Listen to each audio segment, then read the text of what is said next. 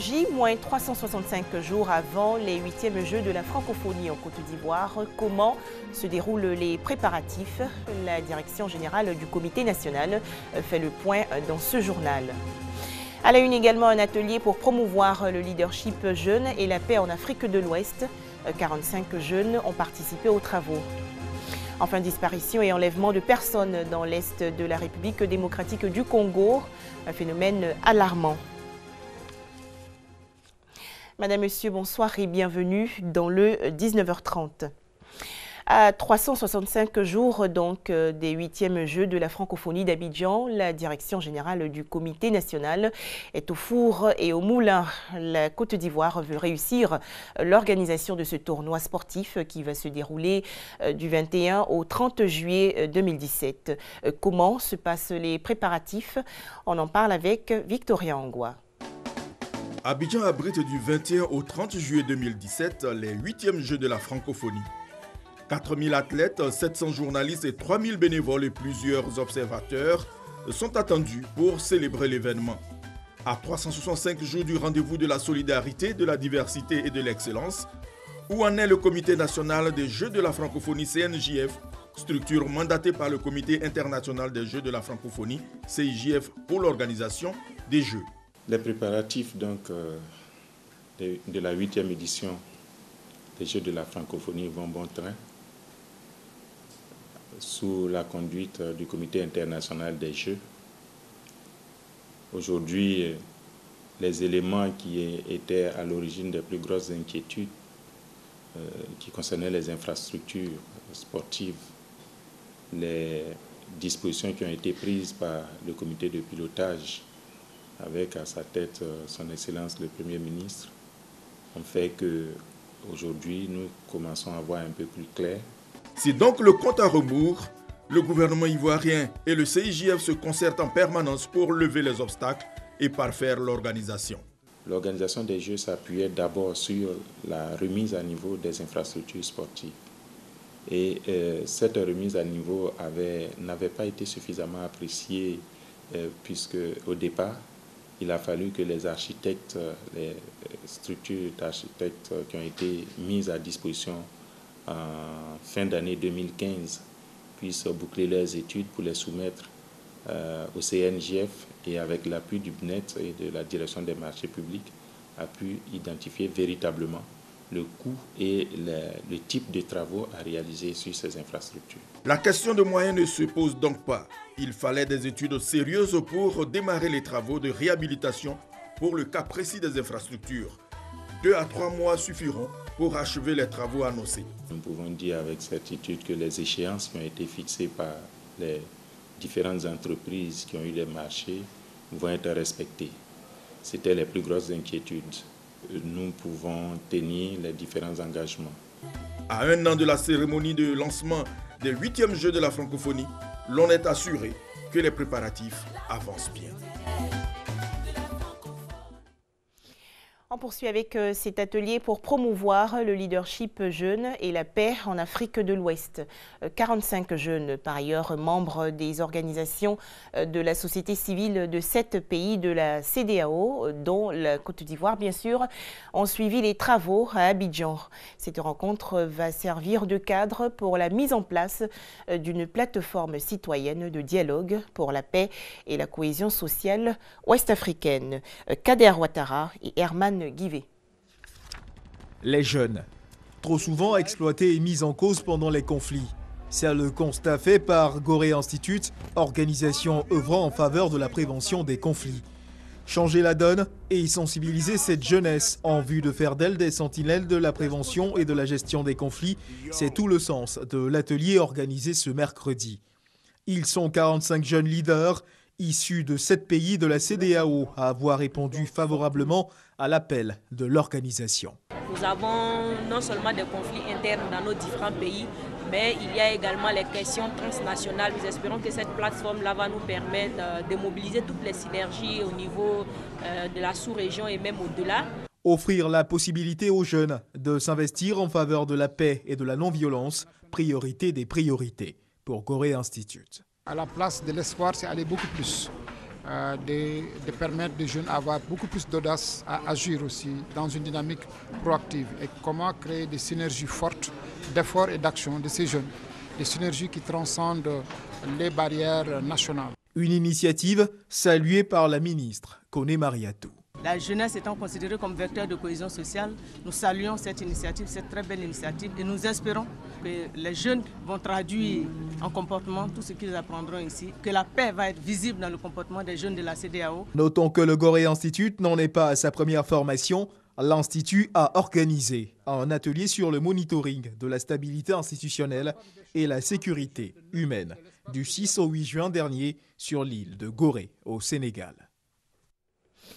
En image, une toute autre rencontre, le Conseil des jeunes du district d'Abidjan et la Fondation Konrad Adenauer ont organisé récemment un séminaire de formation à Dabou dans la région des Grands Ponts.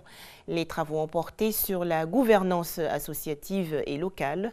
Objectif, renforcer les capacités des leaders des organisations de jeunes du district d'Abidjan et leur permettre, entre autres, de s'engager dans la gestion des affaires locales. Des nouvelles sportives à présent. La Fédération ivoirienne de football a un nouveau directeur exécutif depuis le 5 juillet dernier. Il s'agit de Jean-Baptiste Sam Etiassé qui remplace à ce poste Paul Mobio. Avant cette nomination, Jean-Baptiste Sam Etiassé assurait la fonction de conseiller spécial du président de la FIF, Sidi Diallo. Dans l'actualité également, la 21e conférence internationale sur le sida à Durban en Afrique du Sud, des progrès importants dans la lutte contre le VIH. Durban, c'est dans cette ville que s'est tenue la 13e conférence internationale sur le sida, la première sur le continent africain. Et à cette occasion, la situation du sida était dramatique. Il y a 16 ans de cela, on était à Durban. On était à Durban et on a eu la chance d'avoir un enfant de 11 ans qui est mort malheureusement. Mais cet enfant de 11 ans nous a interpellés, a crié, a dit au monde que l'injustice sociale n'était pas acceptable et que ce n'était pas admissible qu'on élimine des groupes entiers parce que tout simplement ces groupes étaient pauvres, parce que ces groupes n'avaient pas accès aux revenus qui leur permettraient d'avoir le traitement. Depuis Durban, en 2000, le monde a enregistré de nombreux progrès. Aujourd'hui, on a 17 millions de personnes sous traitement. Qui l'aurait cru? Il y a 16 ans, personne n'aurait cru qu'on pouvait même rêver qu'on pouvait éliminer la transmission de la mère à l'enfant. Qu'on serait dans une situation 16 ans après où on a bien sûr la Thaïlande et plusieurs autres pays qui annoncent aujourd'hui qu'ils n'ont plus d'enfants qui naissent avec le sida et encore en Afrique du Sud une réduction de 84% des nouvelles infections chez les enfants. Il y a eu des progrès. Mais ce qui est important aussi, c'est de dire que ces progrès ne sont pas suffisants. En effet, il reste encore des actions à mener. 20 millions de personnes n'ont toujours pas accès au traitement. Plus d'1 million d'enfants attendent de bénéficier des antirétroviraux. En attendant, chaque mois, 100 000 personnes meurent du sida et 160 000 sont contaminées. D'où cet objectif d'Urban 2016, l'accès à l'égalité des droits maintenant. Le Mali prend ses précautions après l'attaque terroriste du 19 juillet dernier contre le camp de Nampala dans la région centre. L'état d'urgence qui avait expiré la semaine dernière est réinstauré à compter d'aujourd'hui. Après l'attaque meurtrière de la caserne à Nampala au Mali qui a fait 17 morts, un deuil de 3 jours est décrété sur tout le territoire national. Pour rendre hommage aux militaires disparus, Ibrahim Boubacar Keïta se rendra à Ségou, à 240 km au nord de Bamako, capitale du Mali. Sur place, il y aura aussi une visite aux militaires blessés ou hospitalisés. Un nouvel état d'urgence est institué pour 10 jours. Cette mesure doit permettre d'engager de rapides procédures sur tout le territoire afin d'assurer la sécurité des biens et des personnes. Sur le terrain, un calme précaire règne à Nampala. Des précisions de Maïsako. Au Soudan du Sud, on essaie de reconstruire la paix. En effet, le président Salva Kiir a appelé aujourd'hui son rival Riek Machar à rentrer dans la capitale Djouba. Le vice-président et chef des ex-rebelles avait fui cette ville après de violents combats entre leurs troupes respectives du 8 au 11 juillet dernier.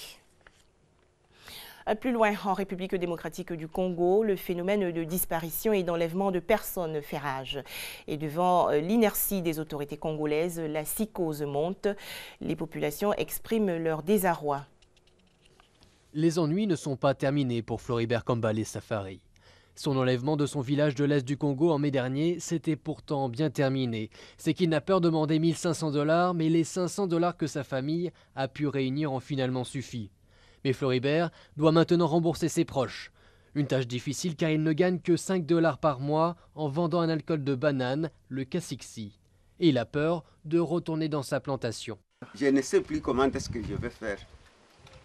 Je ne gagne que 5 000 par mois. Alors où est-ce que je trouverai les 500 $ d'autrui? Dans le Nord Kivu, le cas de Floribert est loin d'être isolé.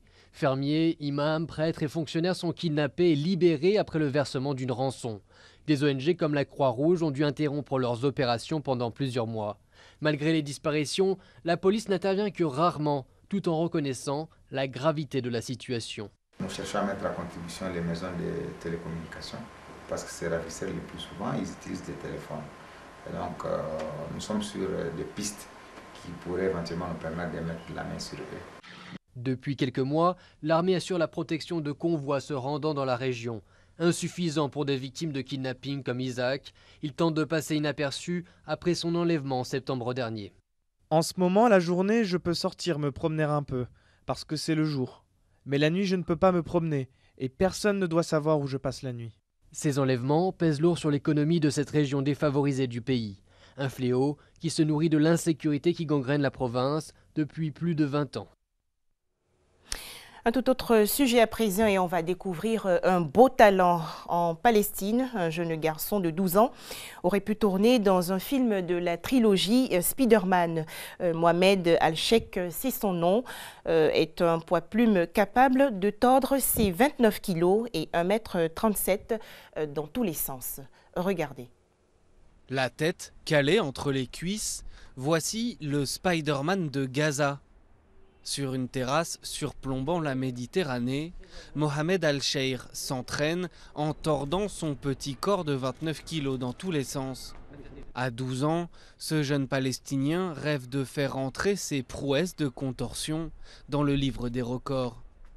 Je veux devenir un champion du monde de contorsion. Et bien sûr, je veux entrer dans le Guinness des records. Avec sa poitrine collée au sol, Mohamed peut tourner ses jambes de cette manière 33 fois en 1 minute.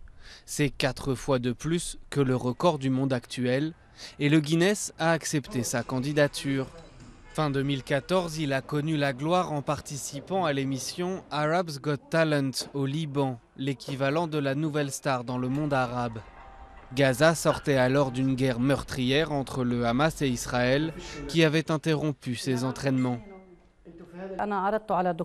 Je l'ai emmené chez le médecin. Nous avons passé au rayon X son dos, sa colonne vertébrale, ses articulations. Le médecin a dit qu'il avait une grande flexibilité des ligaments et que ça ne posait aucun danger. Il y a d'autres personnes comme lui dans le monde, mais en très petit nombre. Avec son coach, il multiplie les séances d'entraînement pour se rapprocher des meilleurs acrobates du monde. Sur la plage de Gaza, on peut parfois l'apercevoir faire des figures sur des chameaux devant des passants amusés. Au début, je l'ai rencontré lors des demi-finales de l'émission Arab's Got Talent. Il avait de l'énergie. Sa mère avait déjà découvert son talent. Nous avons commencé les exercices pour l'émission et il est devenu prêt à faire la compétition avec les champions du monde actuels.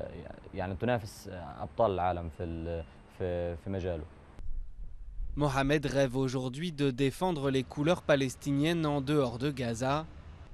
Après la finale d'Arab's Got Talent, il s'est vu offrir un contrat pour une formation à l'étranger, mais sa famille a refusé À 10 ans, il était encore trop jeune pour partir vivre sans eux. Voilà donc pour l'essentiel de l'actualité de ce jour. Merci de toujours suivre RTI2.